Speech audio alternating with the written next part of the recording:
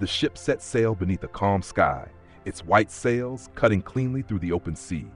It left the harbor as countless others had before it, quietly, confidently, without warning of what was to come. Days later, it was found drifting aimlessly across the water.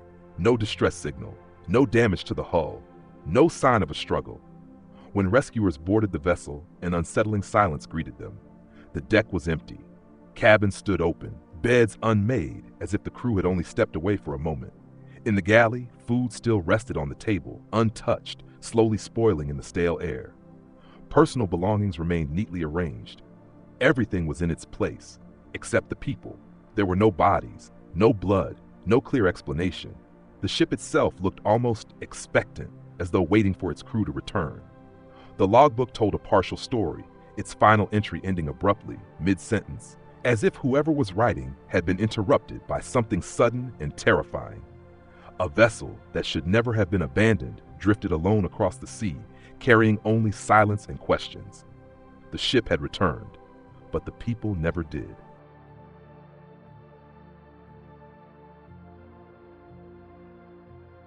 The ship was first spotted just after dawn, drifting low in the water like a ghost that had forgotten how to sink. A thin veil of fog clung to the surface of the sea, blurring the horizon and turning the world into a pale, shifting blur of gray and blue.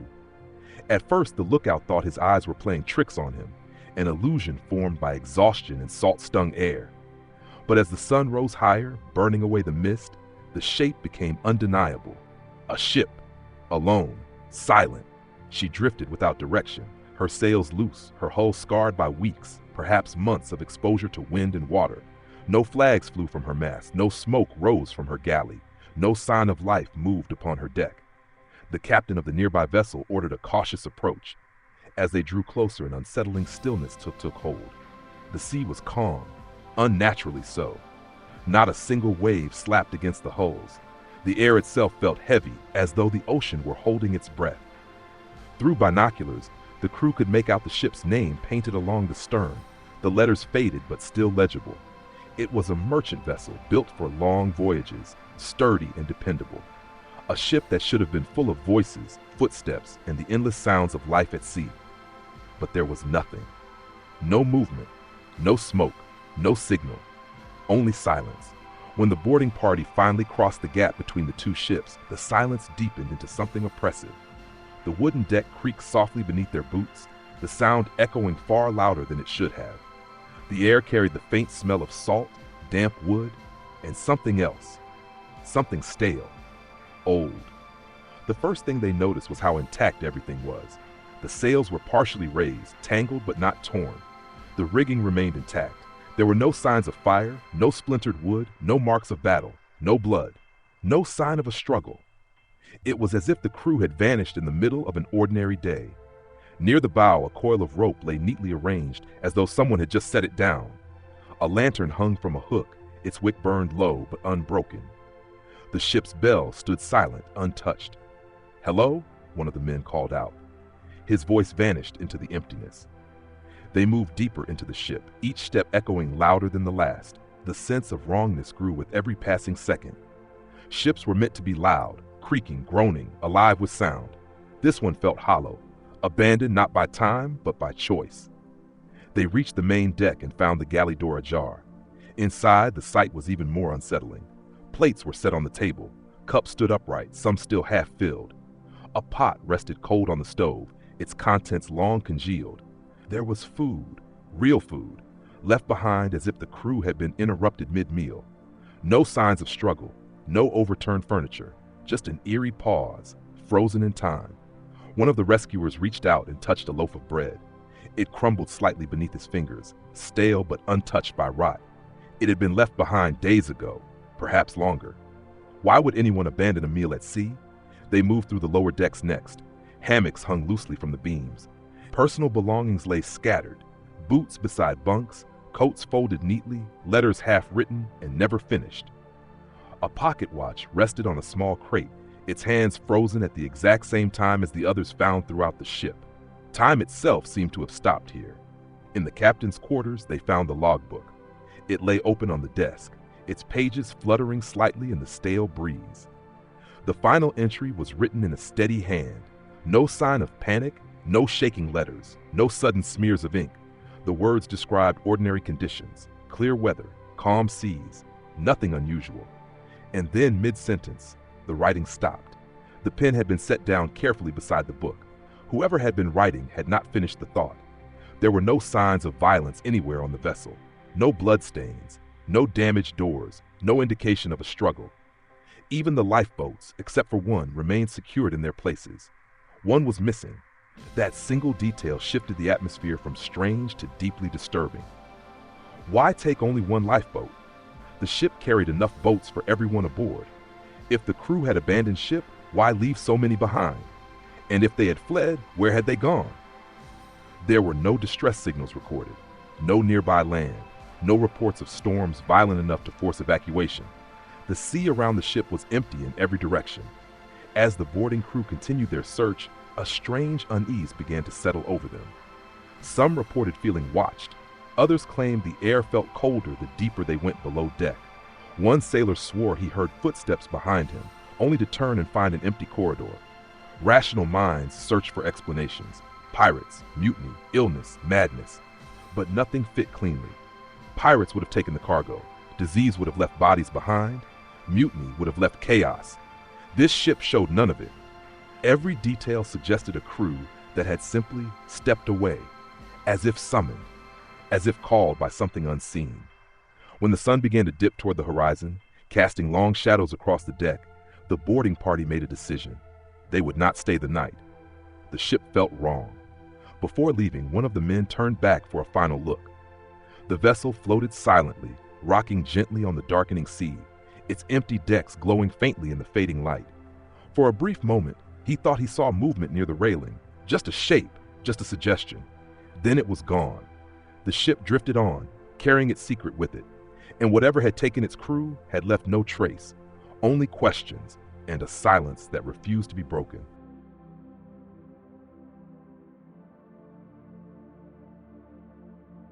By the time the sun slipped below the horizon, the sea had changed its mood. What had once been calm and glass-like now rolled in long, uneasy swells, as though the ocean itself were restless. The ship, still nameless to those aboard the recovery vessel, floated in the growing darkness like a question without an answer. The decision to remain nearby had not been made lightly. Every instinct urged the crew to leave, yet something stronger than fear held them there. The need to understand. Ships did not simply lose their people, not like this. As night fell, lanterns were lit along the deck of the rescue vessel, their soft amber glow reflecting on the black water. The abandoned ship loomed a short distance away, barely visible except for its silhouette and the pale outline of its masts. It looked less like a ship now, and more like a shadow carved from the sea itself. A small team was sent back aboard to continue the search, this time with greater care and a growing sense of dread. The moment their boots touched the deck again, the temperature seemed to drop. The air felt heavier than before, thick with a faint metallic tang that no one could quite identify. The ship creaked softly, its wood contracting as the night air cooled, producing low groans that echoed through the hull like distant breathing. Below deck, the darkness pressed close. Lantern light revealed narrow corridors and low ceilings, each step stirring dust that had settled unnaturally fast. The sense of abandonment was complete, and yet disturbingly recent. Too recent. They began with the crew quarters. Each bunk told a fragment of a story. One held a folded jacket, its sleeves carefully aligned. Another had a pair of boots placed neatly at the foot of the bed, as if the owner had intended to return within minutes. Personal items, combs, coins, letters, were everywhere, untouched. One sailor picked up a photograph found tucked between the pages of a book. It showed a family standing before a small house, smiling into the sun. The edges were worn from handling. "Why would anyone leave this behind?" he whispered. No one answered. They moved on to the infirmary. It was clean, too clean. The supplies were neatly arranged, the bed made, no sign of use. If there had been illness, it had left no trace.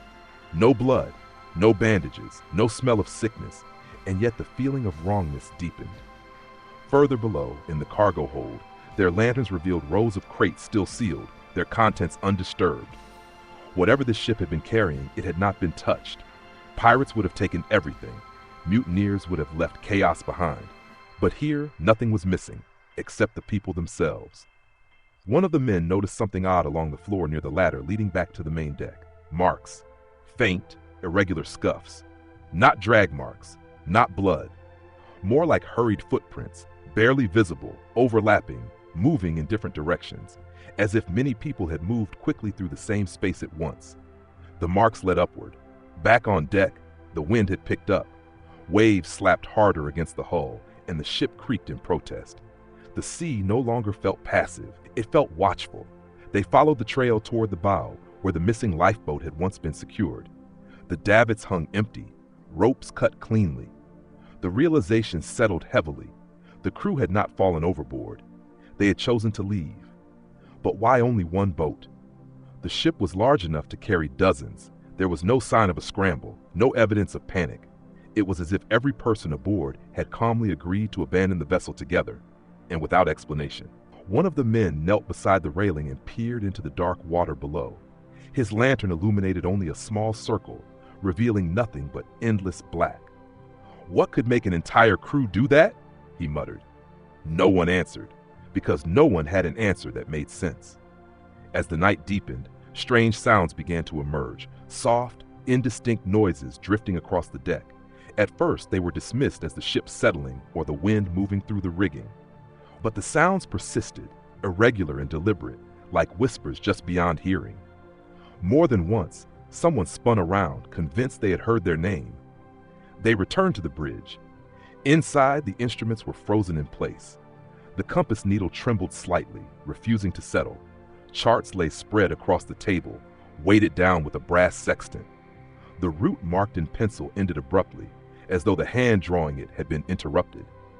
The logbook lay open where it had been left. One of the men turned the page.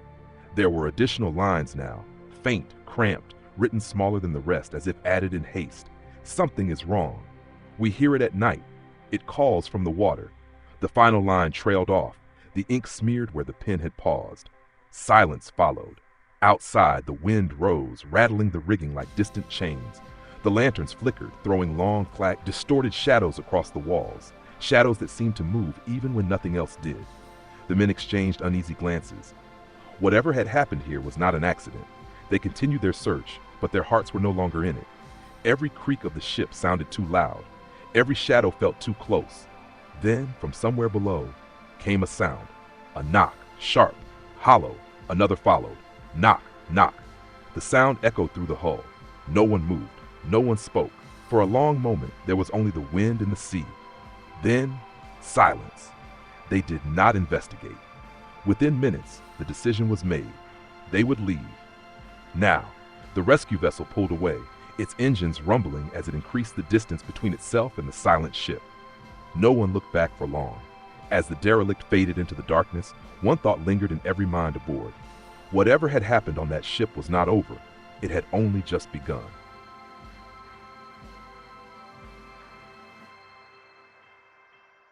When news of the abandoned ship reached the mainland, it spread quickly, first through official channels, then through whispers, and finally through headlines that blurred fact and speculation into something far more unsettling.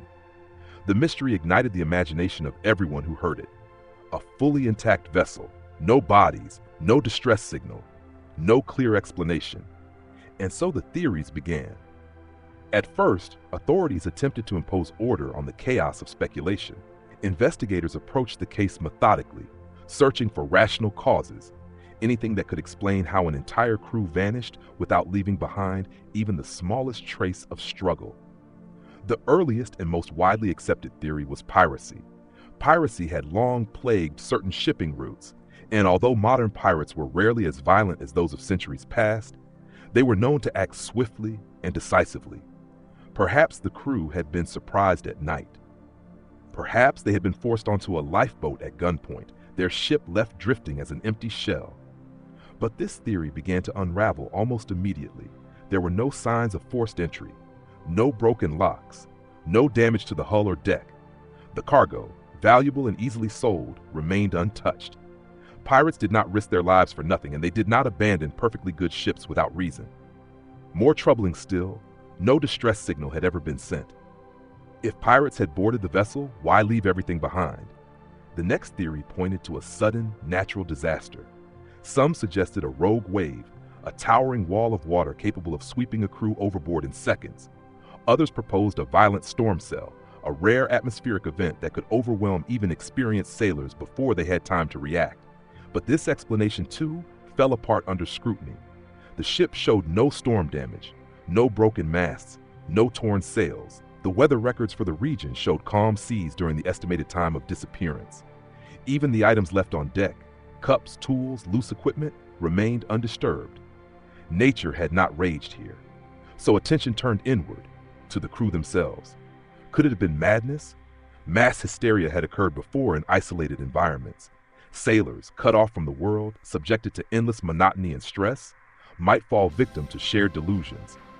Perhaps one man panicked, convincing the others that the ship was cursed or sinking. Perhaps fear spread faster than reason, driving them to abandon safety for the unknown. But this theory raised more questions than it answered. If panic had taken hold, why was everything left so orderly? Why abandon food, supplies, and shelter for the uncertainty of the open sea? Why take only one lifeboat, leaving the rest untouched? And why did no one ever find that lifeboat? As days turned into weeks, more unsettling ideas began to circulate. Ideas spoken quietly, if at all. Some suggested the crew had been poisoned. Fumes from the cargo, perhaps, or gases released from the ship's hold. Inhaling something unseen could have caused confusion, hallucinations, or sudden illness. This theory gained brief traction when it was discovered that certain cargo materials could, under specific conditions, emit dangerous vapors. But again, there were problems. The ship carried no known chemicals capable of producing such an effect. And even if there had been fumes, they would not explain the absence of bodies or the careful, deliberate nature of the abandonment. Others proposed something more disturbing, something unknown, a phenomenon not yet understood, a force that could influence the human mind. Throughout history, sailors had spoken of strange lights above the water, of low hums rising from the depths, of regions where compasses spun aimlessly and time itself seemed uncertain. Most dismissed these as myths born of isolation and fear. But in this case, the evidence refused to fade. The final lines of the logbook haunted every discussion. We hear it at night. What was it? A sound? A presence? A warning? No one could say. Some believed the crew had been lured, drawn away by something calling from the depths. Not violently, but irresistibly, as if the sea itself had whispered to them, promising something beyond fear or reason. Others argued the truth was simpler and far more terrifying, that the ocean did not need a reason at all, that sometimes it simply takes. As years passed, the mystery deepened rather than faded. The ship became a legend, whispered about in ports and retold in documentaries and late-night conversations. No definitive explanation ever emerged, only questions, only silence, and the knowledge that somewhere beyond charts and theories, the ocean still holds its secrets, vast, patient, and indifferent to those who try to uncover them.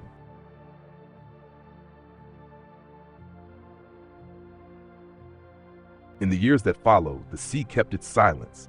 No wreckage ever washed ashore. No bodies were found tangled in nets or carried in by the tides. The missing ship became another unanswered question folded into the long memory of the ocean, joining countless other stories that ended without conclusions. Officially, the case was closed. Unofficially, it never was. Investigators filed their reports, carefully choosing language that avoided speculation. Cause unknown. Fate undetermined. Insufficient evidence. The words were neat, controlled, and empty. They explained nothing, but they allowed the world to move on. Yet among sailors, the story never truly faded. Those who worked the same waters spoke of a subtle unease when passing through the area where the ship was last seen. Engines sounded different there. Compasses hesitated.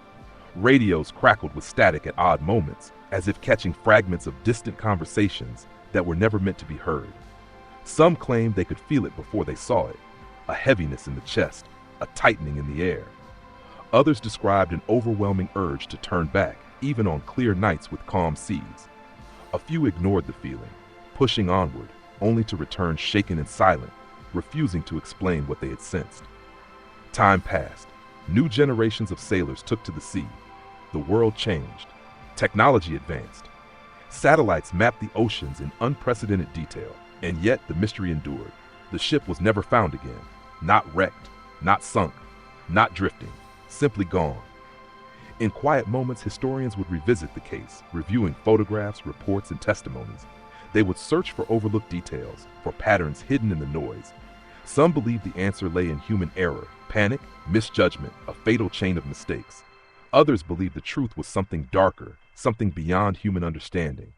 What unsettled them most was not the disappearance itself, but how complete it was.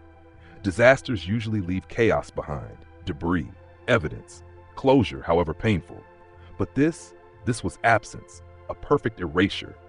It was as if the sea had chosen to erase the crew completely, leaving behind only their empty vessel as a reminder that they had once existed at all. Over time, the story drifted into legend. Sailors whispered it during long night watches. Writers reshaped it into cautionary tales. Filmmakers turned it into myth. Each retelling added something new, a shadow, a sound, a suggestion, until truth and imagination blurred beyond separation. But for those who listened closely, one detail never changed. The sea never gave anything back. Not a body, not a lifeboat, not a single answer. And perhaps that was the final lesson. The ocean does not explain itself. It does not apologize. It simply remains vast, indifferent, and endlessly patient, holding its secrets far beneath the surface, waiting.